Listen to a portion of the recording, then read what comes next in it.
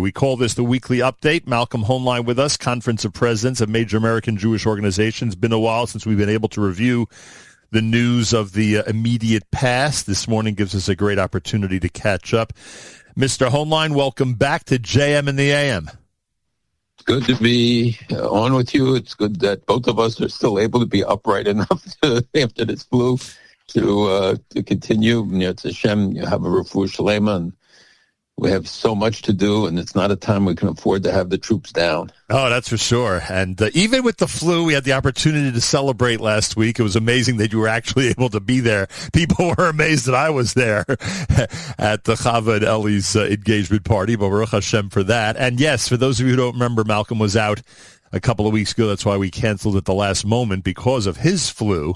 And then obviously, if you've been following, you know exactly what's been happening here with me over the last couple of weeks. So some ups and some downs, Malcolm, and good to be back here on a Friday morning broadcast. Baruch Hashem.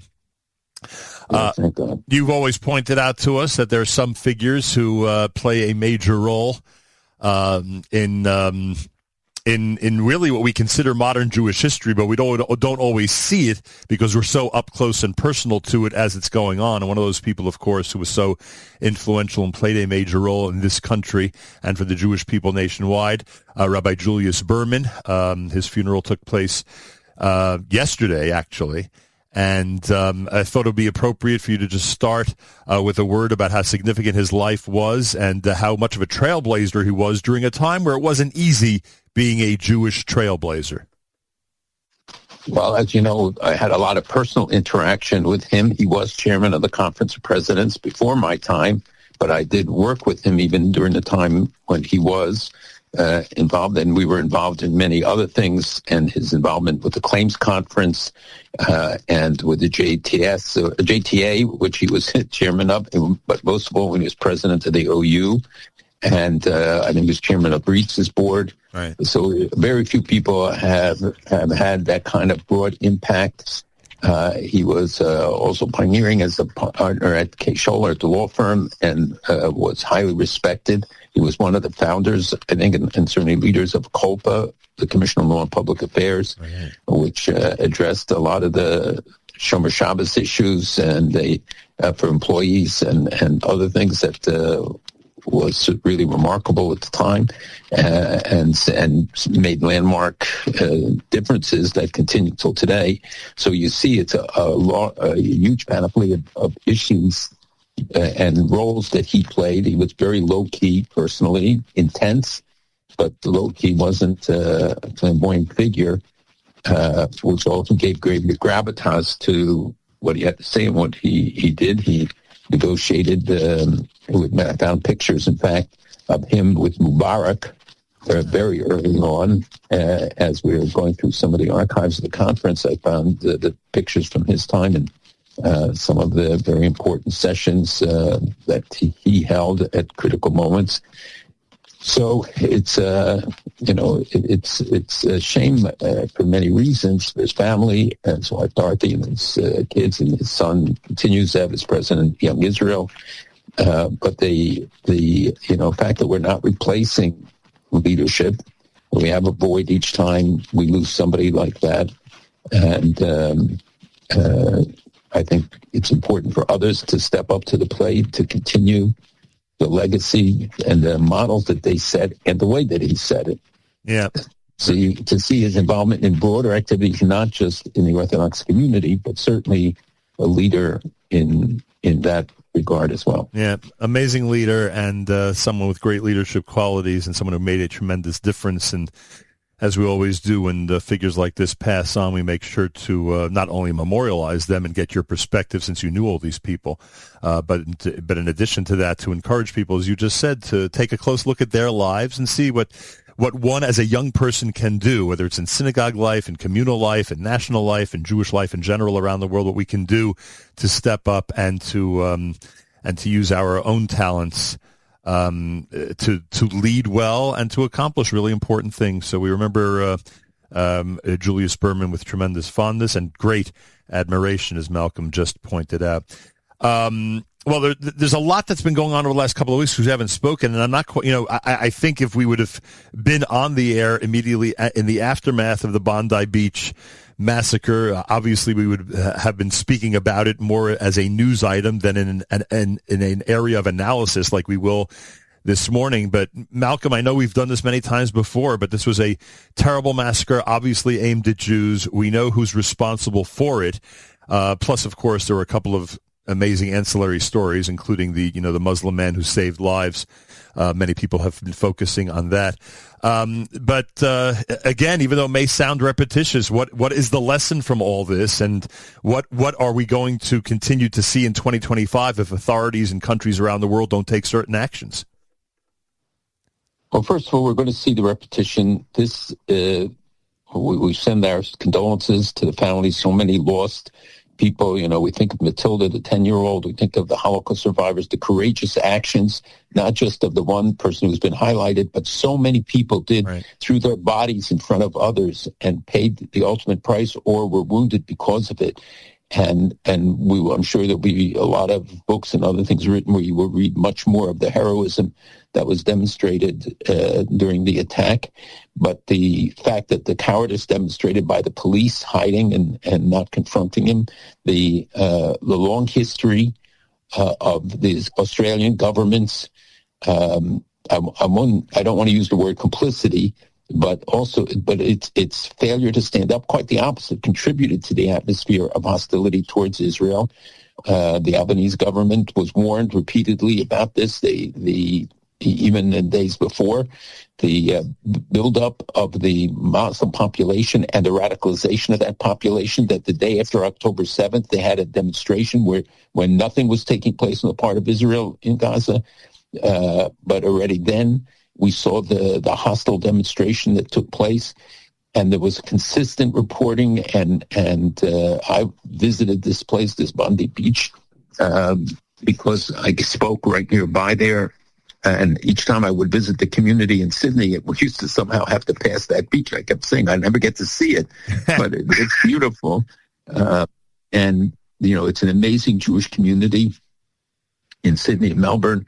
There were a lot of survivors, but the influx of Muslims coming from Malaysia, Indonesia, others, and the government's failure to do anything to try to control it or to vet people, something that other governments, including sometimes our own, are guilty of. Yep. And the situation there is temporarily, I think, back, but we shouldn't think that this is a solution to the problem. I think many non-Jews and others stood up and since then, and it's probably not fashionable right now to do something, but you will see that will change quickly because this is ingrained. They're the Muslim imams there. Many of them are very radical, and the government did not act against them, though they were warned about it.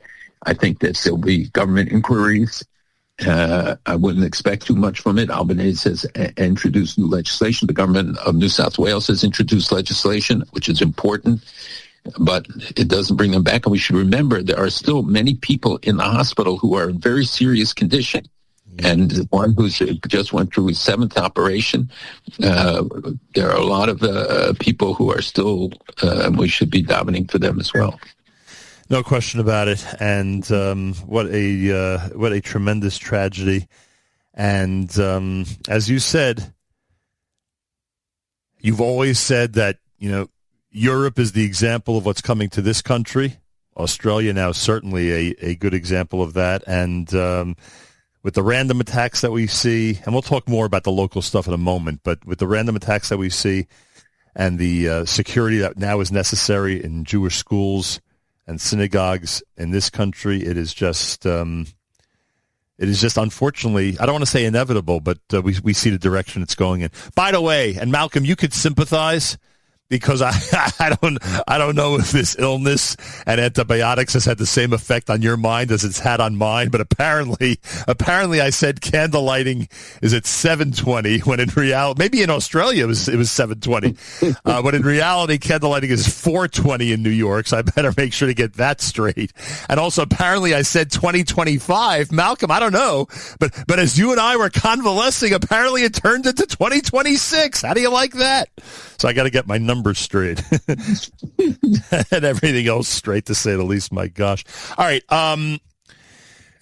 So, I mean, we'll stay locally for a moment. I know we have to talk about what's going on in Iran, and obviously we have to talk about what happened in Mar-a-Lago this week. But yesterday, a significant event, frankly, and that was the inauguration of the brand new mayor of the city of New York. I don't know if you saw, but one of the first things he did was he altered, if that's the wrong word, you'll correct it for me, altered the definition of anti-Semitism, rejected the definition that has been promoted over the last many, many months around the world. I don't know, how we should take this and what we should read into it.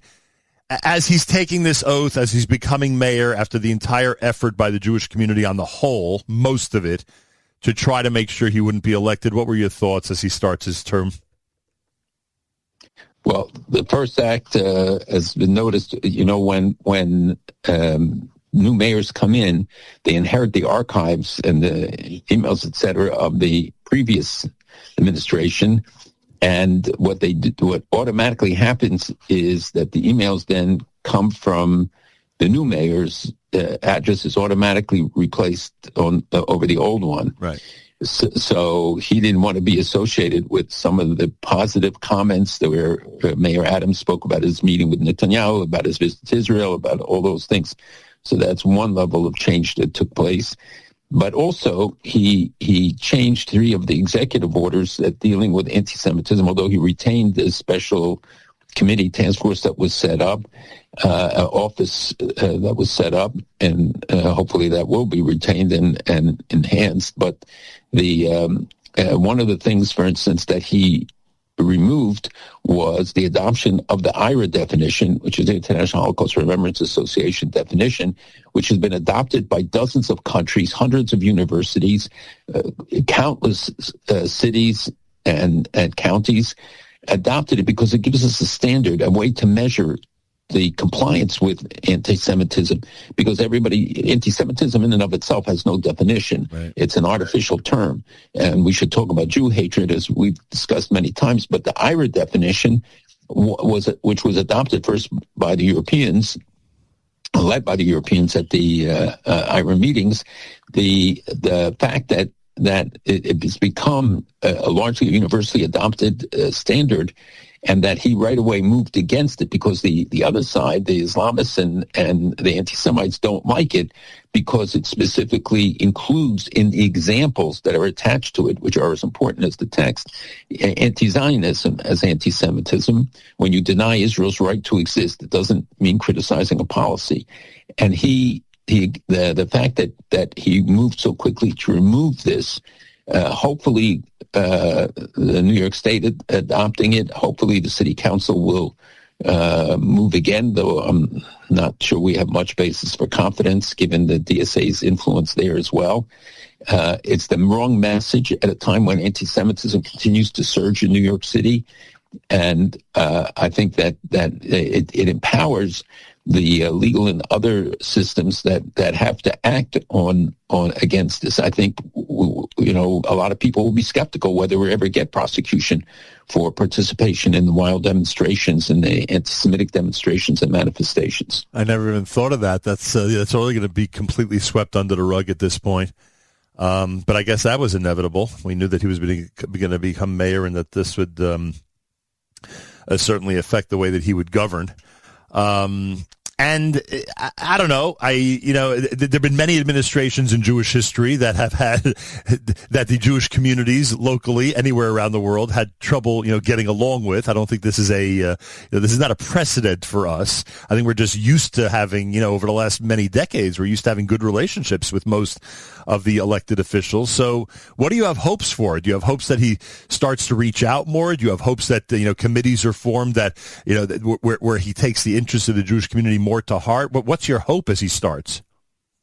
Well, he keeps making statements about addressing specifically the Jewish community and toning down. Maybe reality will also set in that a lot of the agenda that he set forward, some of which we've already seen, is not feasible, and the governor has said is not possible, and to fund some of the ideas and all the free things that he promised.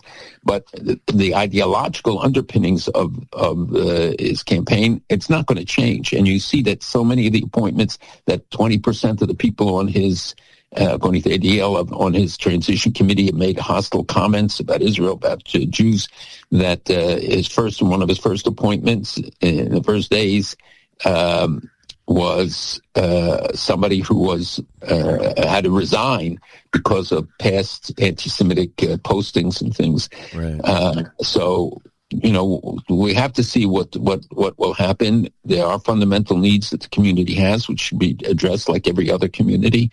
I don't think that we're going to find somebody like Mayor Adams, whose outreach repeatedly to the community, and he doesn't. He has a lot of Jews around him, or a number of Jews around him, but it's not a large number, and it's people who will come from the same part of the spectrum, political spectrum. So we have to have a community that must yesterday begin voter registration for next year's elections, the 26 elections, congressional, other important elections, the gubernatorial election. Who the governor will be very important in trying to balance and contain the damage that could be done here in New York City. We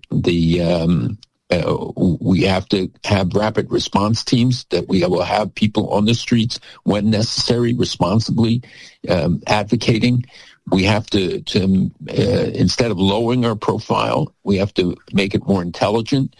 I, for one, believe that we should not be focusing and constantly talking about the mayor and about some of these issues. We should be focusing on educating people about the dangers to America that this represents, that this is not just about Jews. The focus on Jews, I think, sometimes is counterproductive for our interests, that we have to be much stronger and smarter in our advocacy. And I hope that a lot of the people, good people, who are very adamant in their support, but are constantly attacking Jews and blaming them for this election and saying that, it's the Jews who are responsible. They use numbers of 35%, 30% voted for them. This is all not true. And this is a diversion and a tactic that they're using to take the onus of those truly responsible. And I think people should be much more careful in their comments and allegations, which are not only counterproductive, but will long-term be very destructive for us. Excellent. America's one and only Jewish Moments in the Morning radio program, heard on listeners-sponsored digital radio around the world, at NachumSegal.com and the Nachum Segal Network, and, of course, in the beloved NSN app. Malcolm Hoenlein with us. Weekly update on this January 2nd. All right, we'll get to BB and the president. But you might even agree with me that the bigger story right now is what's going on in Iran. Who is protesting?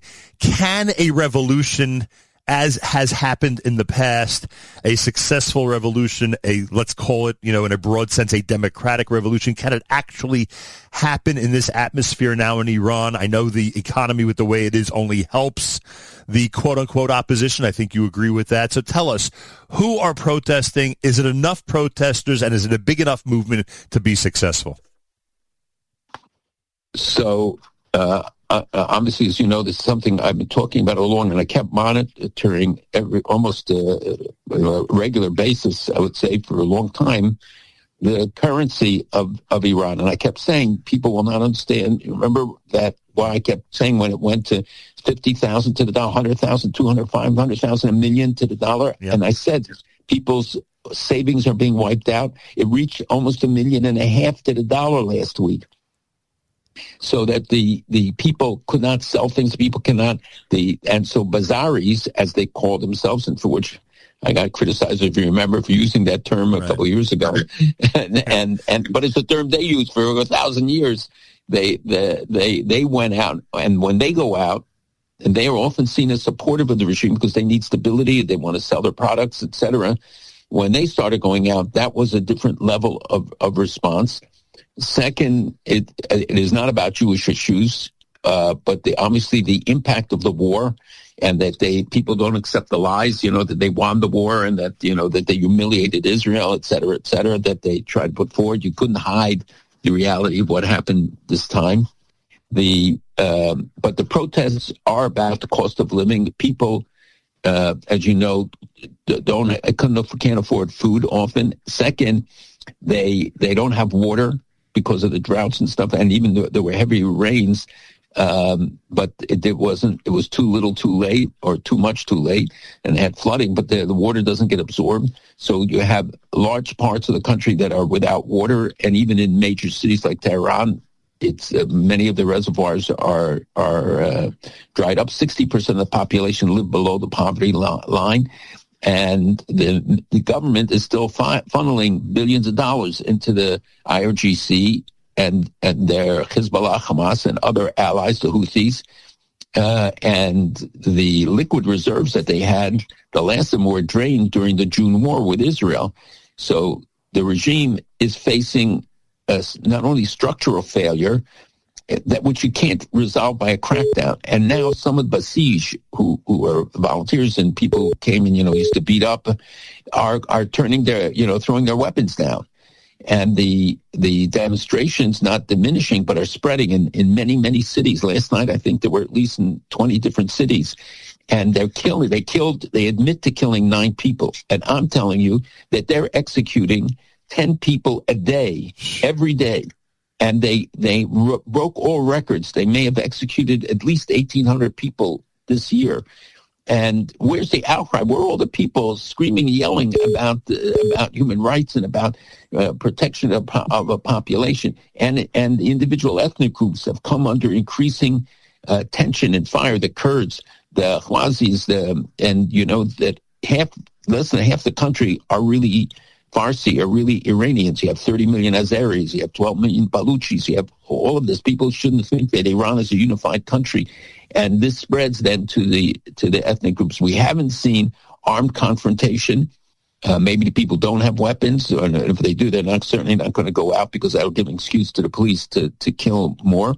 But the police seems more reluctant to confront them. Larjani, and people that they used to describe as moderates are coming out against them, including the president is described by the media as some sort of a moderate. I mean, he's sitting over an administration that is killing all these people, executing people, oppressing the people, and they did nothing to divert. Now, again, it's the supreme leader and his minions, the IRGC, that control the country and that give it direction. But we see the demonstrations are growing. The economic crisis is growing. Are we hearing more about it now? Right now? Are we hearing more about it now because the media feels more comfortable to report it? Like, is that why we're hearing more about it? Well, it's difficult to hide when you have demonstrations going on in so many different cities at one time, and the use of the violence, the arbitrary arrests that were going on, these things, it's all been building up. And so the persecution of minorities that I said, and people also the crackdown against women again, which goes in and out, all of these things, plus the corruption, which is seen as so widespread. You even had some people resigning, like the governor of the central bank. The out-migration, the brain drain is extreme there. Tens of thousands of the best and brightest are leaving. Young people are leaving because there's no jobs for them. And I think that they're talking about a military strike. Remember, they said if the war or any military strike would call Iranians to rally behind the regime. Right. Didn't rally behind the regime. A regime acted by arresting tens of thousands of suspects and people, but no outcry. We don't have the pressure on them. Yesterday, President Trump, I think his statement was very important about supporting the demonstrations, saying, if they act against them, the U.S. would intervene. The people in Iran in the streets are asking, where is Israel and where is the United States? Because both of them had expressed support for them, but they're saying, where are you? We're in the streets. And this is what happened before when the United States didn't act, both under Colin Powell as Secretary of State and Hillary Clinton, when there were the massive demonstrations of hundreds of thousands, and they said we don't get involved in internal disputes. Well, I think that if there's going to be a maximum pressure campaign, as the president said, we need to crack down even more with the sanctions which have been imposed and are being imposed. but they have renewed their missile development program. We see that they're still investing in rebuilding their nuclear program. The president has said that if so, then Israel would have the right to act. We know that Hezbollah remains embedded and entrenched in Lebanon and getting aid, as are the Houthis. So you take all of these, and there are many more elements to it. A complete crackdown, and that nobody aids and abet them, and all of the secret shipments of oil. What we're doing against Venezuela, we should be doing against them. You mentioned the secretaries of state of the U.S. Do you think Israel has an obligation to step in? I mean, I know that every time they make a commitment or they say that they're in support of the people versus the regime, they obviously mean it. But do you think they have an obligation to actually help in some type of, military fashion? I don't think they should send troops. That will, I think, could backfire. But if they are helping, you're not going to know about it. I hope I won't know about it. Right. But they have come out publicly. They have given moral support. So we shouldn't think Israel's sitting this one out. They're very likely doing something behind the scenes to help. Yeah, I don't want to speculate because that could be dangerous. But I think but we have to see that this is a homegrown event. This is not foreign interference. This is finally the frustration. The pressure cooker has exploded.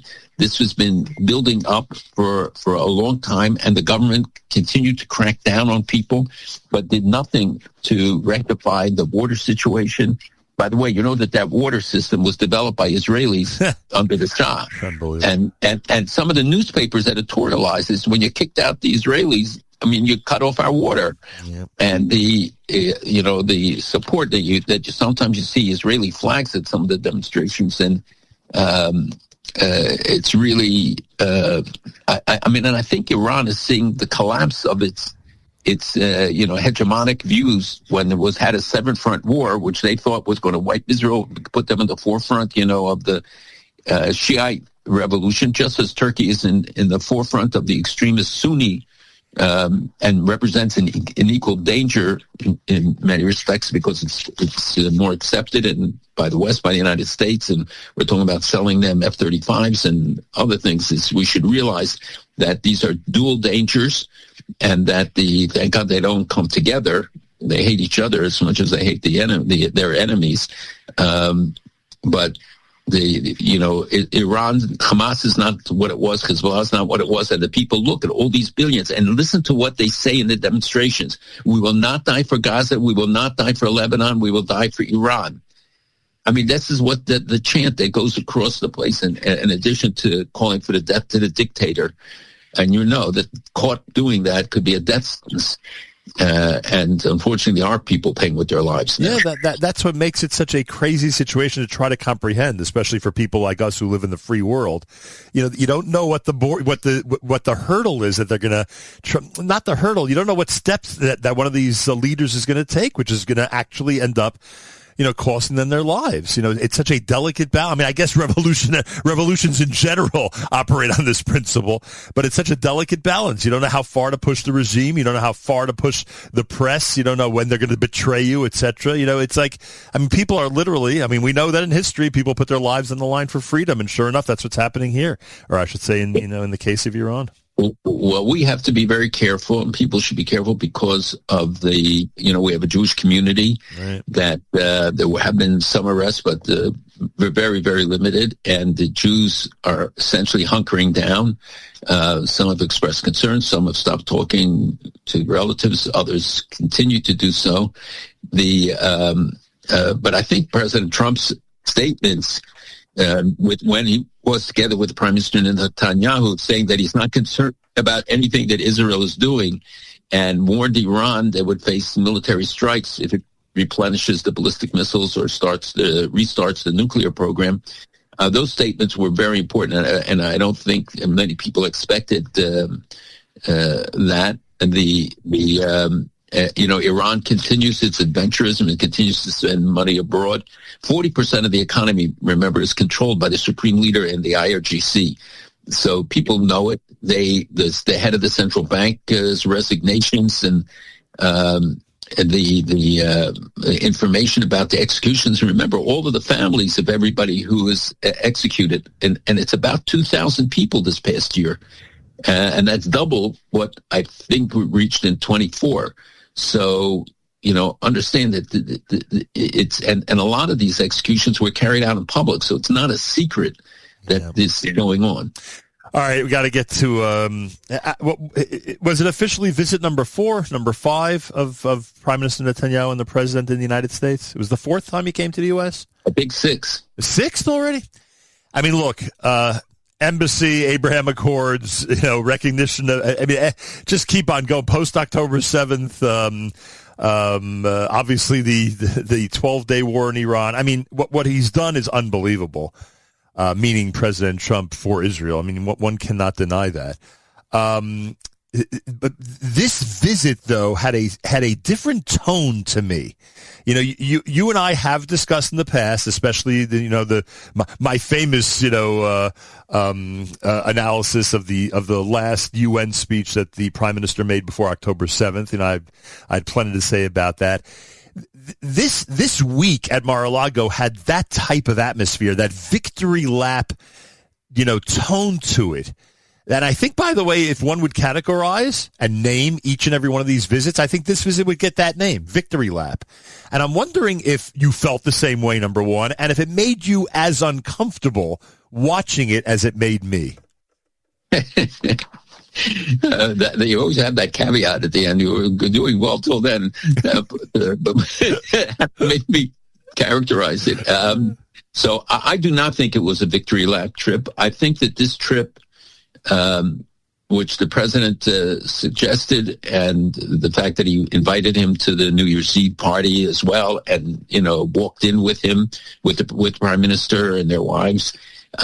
You're right that all the vibes from this trip were different than what I anticipated to some degree. And there were no negatives. There weren't these hidden messages. Obviously, as I said, his comments on Iran were supportive. They are trying to work out together the rebuilding and reconstruction in Gaza, but he came out very strongly about Hezbollah and Hamas having to disarm. I mean, the president was very clear on all these issues without the caveats that we often see. Right.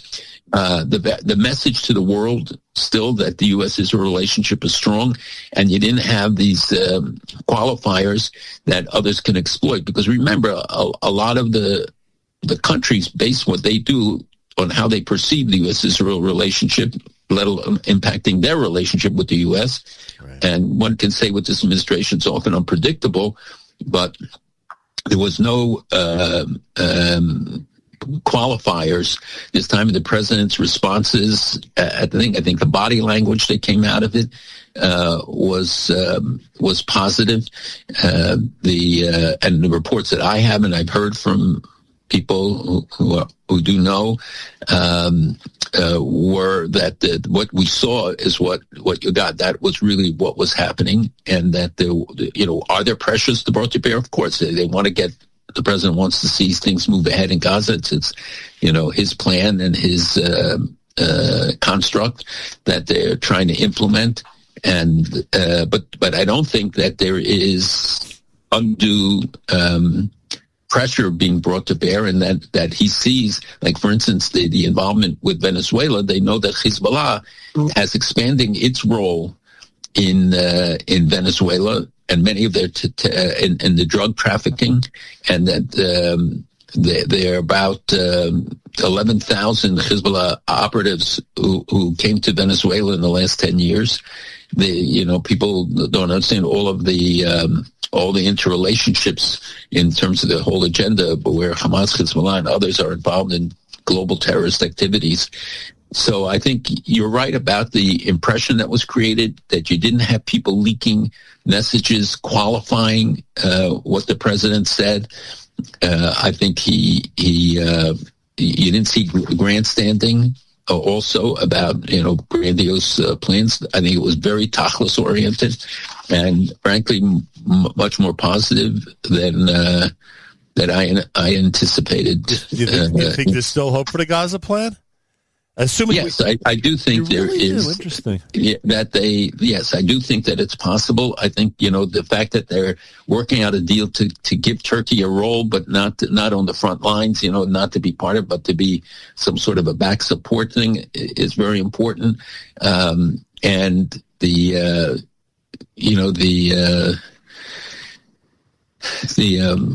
overall. I mean, there's just so many agendas that we have to look at about which aspect of what. Well, essentially, as an observer, I ask, what are they going to do? They're basically going to say to the people of Gaza, we, the committee, are going to pour in the money, we're going to pour in the work, we're going to lay out the plans, you're going to all be beneficiaries of it, and just watch all of this develop around you. I mean, that's basically been the plan since he introduced it. And you're saying that there still is potential for this committee to be solidified and start the work. Well, I think, but the prime minister made clear that he supports the plan, right. And he said that they have to disarm Hamas, right. Which is a high bar, and everybody I think knows that it is. But it's a rational one. It's not Israel. Everybody understands that you can't just go back to the status quo ante and then think that you're just going to start rebuilding. Israel is continuing to disarm. You saw that because of the heavy rains and uncovered this huge tunnel that went near the Israel border, and constantly finding the new thing. So I think that the president wants to implement the next phase of the deal. I don't know whether the return of the last hostage will actually be the condition. I mean, the president continues to reiterate it. Everybody says it. Certainly the prime minister does. But I think that he does want to move ahead. Look, we have that forward base in Israel, which is planning stuff in Gaza.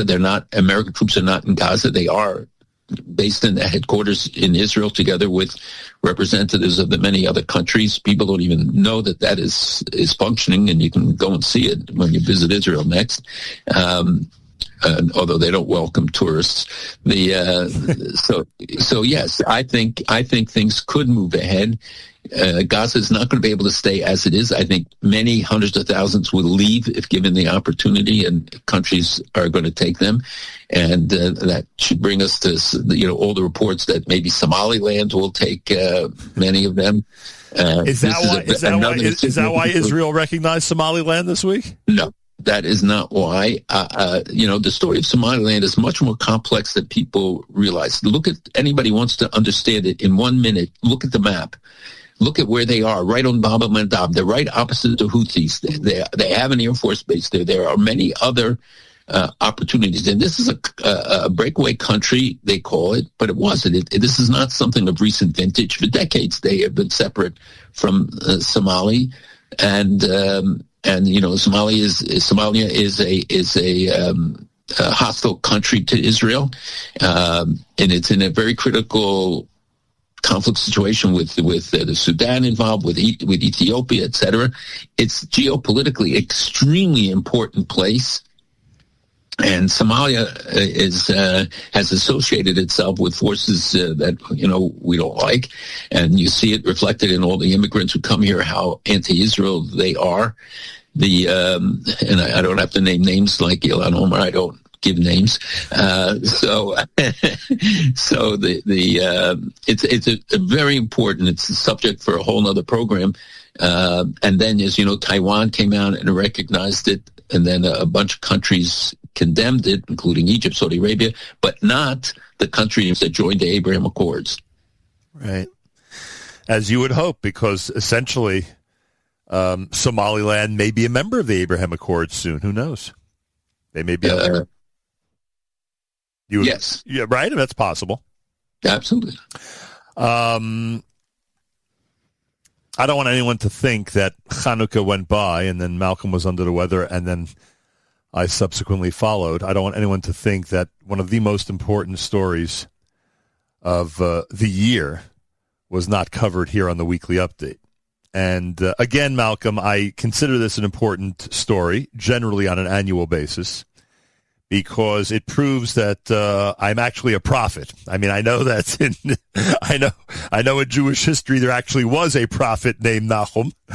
But in this case, Malcolm, if the betting sites would have provided an option for a rare menorah amulet from Byzantine period being discovered in Jerusalem during this past holiday of Hanukkah, as you know, I would have made a mint. Because, again, during the holiday of Hanukkah, no coincidence, huh? A rare discovery was made and announced by the Israel Antiquities Authority. And I'm sure when you heard the news, I was the first person you thought of. Absolutely. In regard to that, many other things, but but there were two. There was another discovery of a mikveh. I could have doubled my money.